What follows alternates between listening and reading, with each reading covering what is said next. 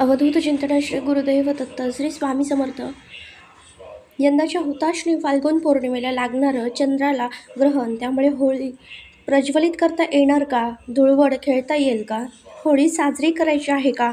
त्याचबरोबर हे चंद्रग्रहण होळीच्या दिवशी आलेलं आहे की धुलीवंदनाच्या दिवशी आलेलं आहे? या चंद्रग्रहणाचे वेध आपल्याला कधीपासून पाळायचे आहेत?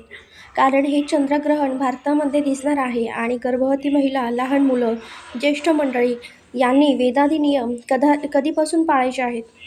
कारण आपल्यासाठी आणि त्यांच्यासाठी वेगळा टायमिंग असतो. त्याचबरोबर चंद्रग्रहणाचा स्पर्श, चंद्रग्रहणाचा मोक्ष आणि ग्रहणाचा पुण्यकाळसुद्धा मी तुमच्याबरोबर शेअर करणार आहे. धुलीवंदन, होळी, चंद्रग्रहणाबद्दल संपूर्ण माहिती या एकाच व्हिडिओमध्ये तुम्हाला मिळून जाईल. त्यामुळे व्हिडिओ स्किप न करता शेवटपर्यंत नक्की पहा. बघा, यंदा 2026मध्ये हुताशनी पौर्णिमा ही 2 मार्च सोमवारी संध्याकाळी 5:55 सुरू होत आहे आणि पौर्णिमेची समाप्ती ही 3 मार्च रोजी मंगळवारी सायंकाळी 5:07 होणार आहे. आता सर्वात महत्त्वाचा प्रश्न की होलिका दहन नेमकी आपल्याला कधी करायचं आहे? तर 2 मार्च 2026 सोमवारी सायंकाळी प्रदोष काळामध्ये आपल्याला होलिका दहन करायचं आहे. म्हणजे संध्याकाळी आपण होळी पेटवू शकतो. तसेच आपल्याला पौर्णिमेचा सत्यनारायण पूजा ही 2 तारखेला संध्याकाळी प्रदोष काळामध्ये करायची आहे. आता तुमच्या मनामध्ये इथे एक प्रश्न येईल की 2 मार्च रोजी सायंकाळी 5:55 हुताशनी पौर्णिमा सुरू होत आहे आणि 3 मार्चला सायंकाळी 5:07 संपत आहे. तर खऱ्या अर्थाने होळी ही आपण उदय तिथीनुसार मंगळवारी 3 मार्चला साजरी करायला हवी. मग आपण 2 मार्चला का साजरी करत आहोत? तर तुमच्या प्रश्नाचं उत्तरसुद्धा आता मी तुम्हाला देते. कारण 3 मार्च रोजी प्रदोष काळ सुरू होण्यापूर्वी हुताशनी पौर्णिमेची जी तिथी आहे ती समाप्त होत आहे. म्हणून धर्मसिंधू या ग्रंथातील वचनानुसार होलिका दहन हे आपल्याला 2 मार्च रोजी सोमवारी प्रदोष काळामध्ये करायचं आहे. आणि चंद्रग्रहणाचा होलिका दहनासाठी कोणताही अडथळा येणार नाही. कारण चंद्रग्रहण जे आहे ते 3 मार्च रोजी मंगळवारी असणार आहे. याच दिवशी धुलीवंदन आहे. मात्र 3 मार्चला नक्कीच ग्रहणाचा परिणाम दिसेल. तो असा की ग्रहण संपल्याशिवाय आपल्याला धुळवड खेळता येणार नाही. म्हणजे धुलीवंदनाच्या दिवशी चंद्रग्रहणाला आलेलं आहे आणि होळीचा आणि चंद्रग्रहणाचा काही संबंध नाही. हे चंद्रग्रहण भारतात दिसणार आहे, त्यामुळे आपल्याला या ग्रहणाचे सगळे वेदादी नियम देखील पाळायचे आहेत. ज्योतिषशास्त्रानुसार चंद्रग्रहणाचा सूतक काळ खूप महत्त्वाचा असतो. वर्षातील हे पहिले चंद्रग्रहण भारतामध्ये दिसणार असल्यामुळे त्याचा सूतक काळसुद्धा लागू होईल. चंद्रग्रहण सुरू होण्याच्या 9 तास आधी सूतक काळ सुरू होतो. ज्योतिष आणि धार्मिक मान्यतेनुसार या सूतक काळामध्ये कोणतेही शुभ कार्य करणे टाळायचे असते.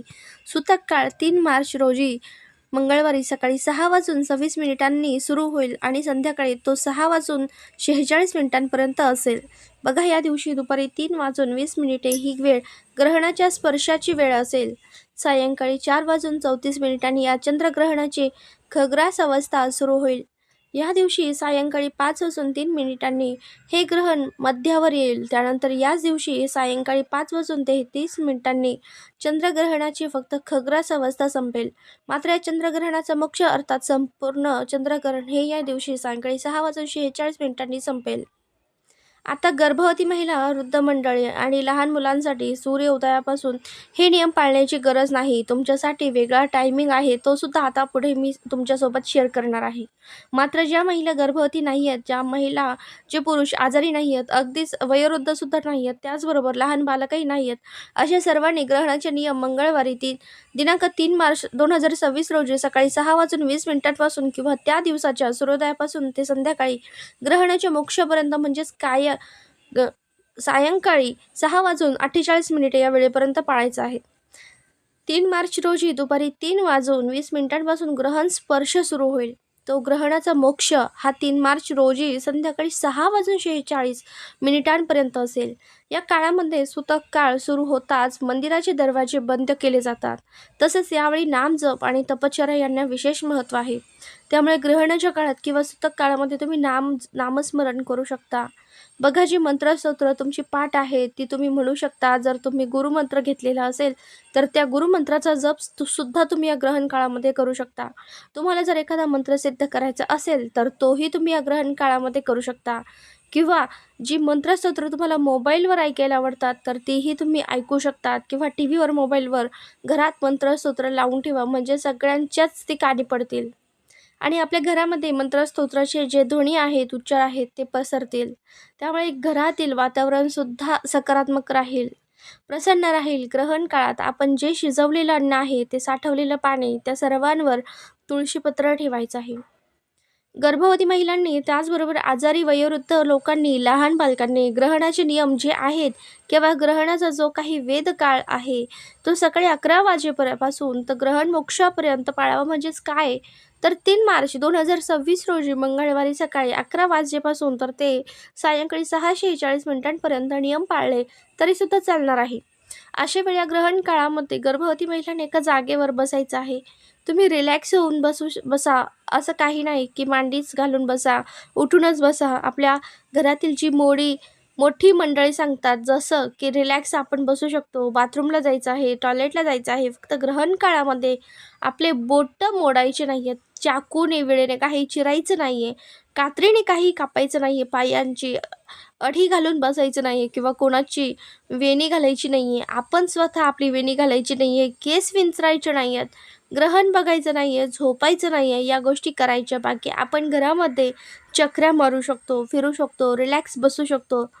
तुम्ही बेडवर बसा, सोफ्यावर बसा, चेअरवर बसा. त्यानंतर या ग्रहण काळामध्ये तुम्हाला जे म्युझिक आवडतं ती गाणी तुम्ही ऐकू शकता, किंवा जे स्तोत्रमंत्र तुम्हाला ऐकायला आवडतात ते स्तोत्रमंत्र तुम्ही मोबाईलवर वरती ऐकू शकता, किंवा जे मंत्र तुम्हाला पाठ आहे, म्हणता येतात ते तुम्ही म्हणू शकतात, किंवा तुमच्याकडे एखादं छानसं पुस्तक असेल तर ते तुम्ही वाचू शकता, किंवा एखादा ग्रंथ असेल तर तो सुद्धा या ग्रहण काळामध्ये तुम्ही वाचू शकता. आणि हे काहीही शक्य नसेल तर जो कोणता मंत्र तुम्हाला येतो तर तो पूर्ण ग्रहण काळामध्ये तुम्हाला मंत्रजप करायचा आहे. आपल्या पोटावर तुम्ही हात ठेवू शकता. पोटावर हात ठेवून किमान स्वतःला ऐकू येईल अशा आवाजामध्ये मंत्र चॅटिंग करण्याचा प्रयत्न करा. असं म्हटलं जातं की आपल्या पोटावर हात ठेवून स्वतःला ऐकू येईल अशा आवाजात जर आपण मंत्रस्तोत्र म्हटली तर आपल्या बाळाला सुद्धा त्याचे आशीर्वाद मिळत असतात आणि आपल्या बाळापर्यंत ती सेवा पोहोचत असते. ग्रहण संपल्यानंतर घरातील सर्वांनी स्नान करायचं आहे. स्नान करताना अंघोळीच्या पाण्यामध्ये जर तुमच्याकडे गंगाजल असेल तर थोडं थोडं गंगाजल सर्वांच्या अंघोळीच्या पाण्यात टाकायचं, त्या पाण्याने स्नान करायचं आहे. किंवा तुमच्याकडे गोमूत्र असेल तर एक एक थेंब गोमूत्र अंघोळीच्या पाण्यामध्ये टाकायचं आणि त्या पाण्याने स्नान करायचं आहे. घर झाडून पुसून घ्यायचं आहे, देवपूजा करायची आहे आणि त्यानंतर मग आपण जेवण वगैरे तुम्हाला ज्या काही गोष्टी असतील खायच्या प्यायच्या असेल त्या आपण करू शकतो. तर आता आपण या ग्रहणाच्या दिवशी काय करावं, काय करू नये, कोणते महत्त्वाचे नियम असतात की जे आपल्याला ग्रहण असल्यावर पाळावेच लागतात, किंवा ते पाळणं आपल्या सर्वांसाठी अनिवार्य आहे. बघा, आपल्या गावाच्या सूर्यास्तापासून ग्रहण मोक्षापर्यंत अगदी अल्पकाळ या ग्रहणाचा पुण्यकाळ असणार आहे. तर या ग्रहणाच्या पुण्यकाळामध्ये आपल्याला श्राद्ध तसेच जो काही दानधर्म असतो तर ही कर्मे करता येतील. आणि ग्रहणाचा जो काही वेदकाळ आहे तर या वेदकाळामध्ये स्नान, देवपूजा, नित्यकर्मे, जप, जाप्य, श्राद्ध ही सर्व कामे आपल्याला करता येणार आहे. तसेच ग्रहण काळामध्ये भोजन करणे टाळावे असे सांगितले जाते. विशेषतः गर्भवती महिलांनी अधिक काळजी घ्यावी अशी समजूत आहे. मात्र ग्रहण काळात गर्भवती महिला पाणी पिऊ शकतात. ग्रहण सुरू होण्यापूर्वी अन्न शिजवणं टाळायला हवं. ग्रहणाचा सूतक काळ हा ग्रहण सुरू होण्याच्या 9 तास आधीपासून सुरू होतो. त्यांच्यामुळे आपल्याला सूतक काळ सुरू होण्याच्या आधीच अन्न शिजवून ठेवायचं आहे. आणि हे शिजवलेलं जे काही अन्न असतं त्याच्यावर आपल्याला तुळशीचं पान टाकून ठेवायचं आहे. जे काही अन्नपदार्थ आपण बनवतो त्या प्रत्येक अन्नपदार्थावर आपण एक तुळशीचं पान ठेवायचं.